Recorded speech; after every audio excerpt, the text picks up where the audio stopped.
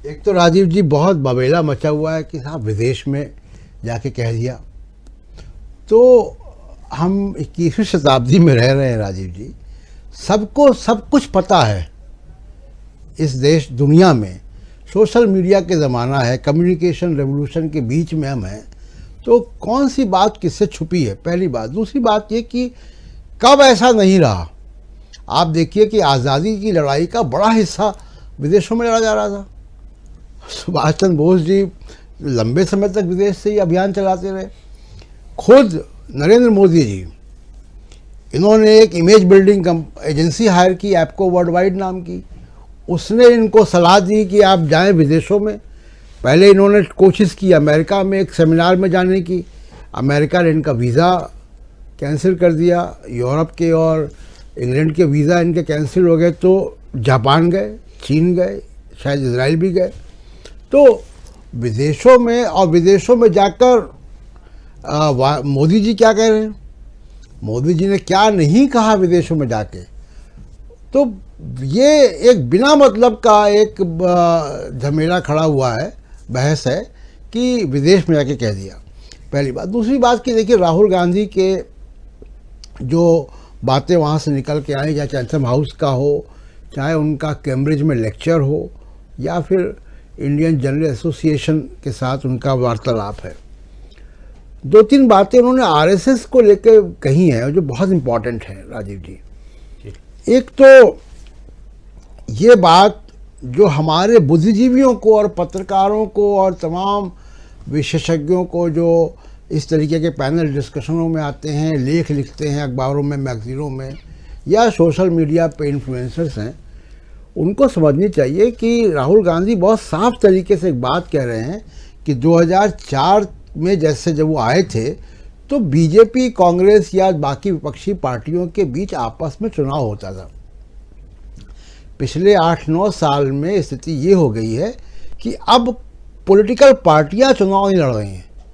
अब election commission का एक रुख है, और वो रुख जो है वो दिखाई दे रहा है। एजेंसियां हैं, अभी आप देखिए कि जब हम लोग बात कर रहे हैं तो एजेंसियां राबड़ी देवी जी के यहाँ हैं, लालू जी के ऐसे पूछताछ हुई है। आप किसी भी पक्षी दल का देख लीजिए, मनीष सिसोदिया जेल में है, मेरिट होगी कोई, लेकिन ये एजेंसियों का एक टाइम टेबल है कि जब कांग्रेस पार्टी का अधिवेशन होगा तब छत्तीसगढ़ में कांग्रेस के नेताओं की रेड पड़ जाएगी। तो ये जो कॉरपोरेट मीडिया, एजेंसियां, इलेक्शन कमीशन, ये पूरा तंत्र लड़ता है और उसके बीच में बीजेपी लड़ती है।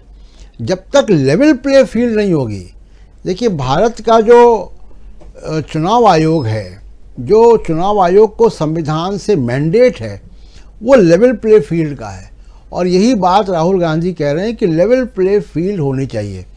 आरएसएस उसके अंदर काम करती है। आरएसएस क्या काम करती है, जो बहुत लंबे समय से कह रहे हैं और हम लोग इसको देख रहे हैं कि मीडिया में या कोई संस्थान ऐसा नहीं है जहां आरएसएस के लोगों की घुसपैठ नहीं है। तो एक तो है कि एक तो ये एजेंसियों का दुरुपयोग, और दूसरा आरएसएस के लोगों की घुसपैठ। मैं एक छोटा सा उदाहरण दे के अपनी बात खत्म करूंगा यहाँ पे कि देखिए बहुत सारी जगह पे जब विपक्ष का कोई व्यक्ति बोलता है तो एफआईआर हो जाती हैं, खासकर बीजेपी शासित प्रदेशों में। कोई एफआईआर होती है तो वो पवन खेड़ा आपको हवाई जहाज से उतार लेते हैं।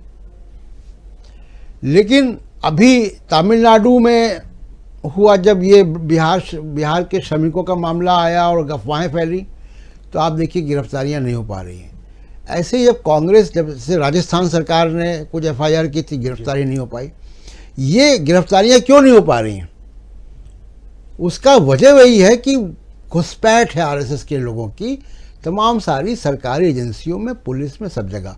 और इसको आप उन लोगों से बात करके देख सकते हैं कभी भी। तो इस तरफ राहुल गांधी ने इशारा किया, जो कि सोचना चाहिए, पूरे देश को सोचना चाहिए, खासकर सोचने समझने लिखने पढ़ने वालों को सोचना चाहिए कि ये क्या हो रहा है। देखिए जो बात नवीन जी कह रहे थे कि कंफ्यूज हो गए हैं, उसी पे मैं जोड़ता हूँ कि कंफ्यूज हुए कहाँ हैं। इन्होंने एक प्लान बनाया था बड़ा कि विश्व गुरु और राम मंदिर, ये दो उनके बड़े स्टैंड थे, क्योंकि उनको मालूम था कि इकोनॉमिक फ्रंट पे वो फेलियर रहेंगे, क्योंकि वो उनकी मजबूरी है कि वो सारा पब्लिक मनी उनको अडानी एयरपोर्ट सब कुछ फंड करना है। तो एक तो वहाँ पे दिक्कत ये आई कि G20 जो सितंबर अक्टूबर में होना है, जी सितंबर में होना है, हाँ, उसमें ये था कि विश्व गुरु की इमेज आएगी और उसके बाद वो सीधे राम मंदिर पे, तो दो बड़े उनके स्टैंड थे। अब वो G20 में जिस तरीके से अभी मिनिस्ट्रियल मीटिंग हुई है, जिस तरीके से अडानी जी की हवा निकली है, जिस तरीके से आप मजबूर हो गए हैं चाइना और रूस के साथ खड़े होते हुए दिखने में, दो मीटिंग में G20 में यूक्रेन के मामले में समझौता नहीं हो पाया, विदेश मंत्री खाली चले गए। तो G20 के जो आपकी पूरी जो हवा थी वो तो अभी निकल गई। अब राम मंदिर से जितना जो उनको मिलेगा सो मिलेगा, तो एक तो ये उनको बड़ा एक झटका लगा है कि उसकी भरपाई वो कहाँ से करेंगे, वो कन्फ्यूजन है वहाँ पे। दूसरी बात कि देखिए आरएसएस बहुत रूढ़िवादी और सवर्ण को अपील करती है, जो कि हिंदू सवर्ण को, जो कि नैरेटिव उनका बिल्ड करता है पब्लिक स्पेसेस में, सोशल मीडिया पे और जगह पे। अब हो क्या रहा है, देखिए उस सोशल प्रोसेस को भी हम लोग देखें राजीव जी कि पिछले 15 साल में 20 साल में समाज में एक तो सामाजिक न्याय की एक विमर्श नया पैदा हुआ है।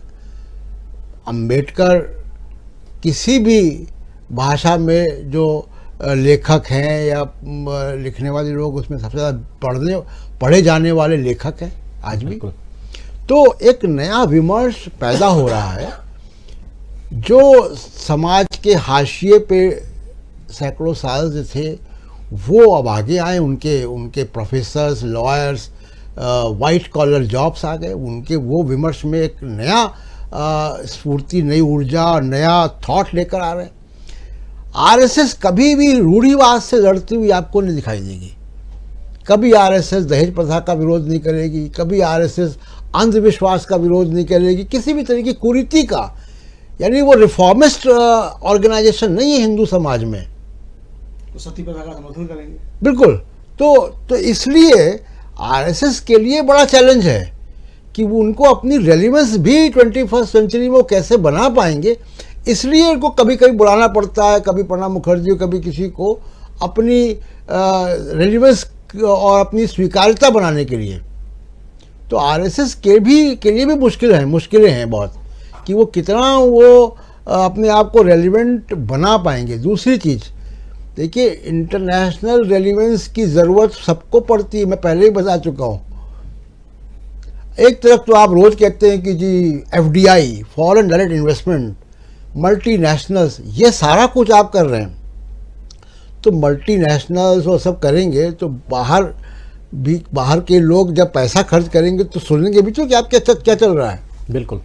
तो आप दुनिया में 21st सेंचुरी में कोई रॉबिन्सन क्रूसो की तरह आप आइलैंड में नहीं रह सकते हैं, आप दुनिया के चौराहे पर हैं, और ख़ासकर जब आप डेमोक्रेटिक हों। और एक और आखिरी बात राजीव जी जोड़ता हूँ इसमें, कि राहुल गांधी जो इंग्लैंड में जाके बोल रहे हैं लंदन में, वो बड़ी एक लाइन खींच रहे हैं, और वो भविष्य की विदेश नीति की लाइन खींच रहे हैं। वो ये कह रहे हैं कि चाइना के प्रति बड़ा सख्त रवैया। मोदी साहब चीन का नाम नहीं ले पाए। क्यों ट्रंप ने, क्यों अमेरिका ने मोदी जी के ऊपर इतना सपोर्ट किया था और हाथ रखा था? क्योंकि वो चीन एक फैक्टर था, उनको लगता था कि चीन के खिलाफ ये हमारे साथ होंगे, तभी उन्होंने क्वाड बनाया था एशिया पैसिफिक कंट्रीज़ का। राहुल गांधी ने बहुत स्पष्ट मैसेज दिया है कि हम डेमोक्रेटिक फोर्सेस के साथ हैं और चीन के खिलाफ हमारा सख्त रवैया है। ये एक नया नैरेटिव राहुल गांधी ने वहाँ दिया है, और ये मोदी जी के लिए परेशानी पैदा करेगा। वो कितना भी कहें, कोई मिनिस्टर आके प्रेस कॉन्फ्रेंस करते नाक वाक फुला के बोल दें, लेकिन वो रहेगा।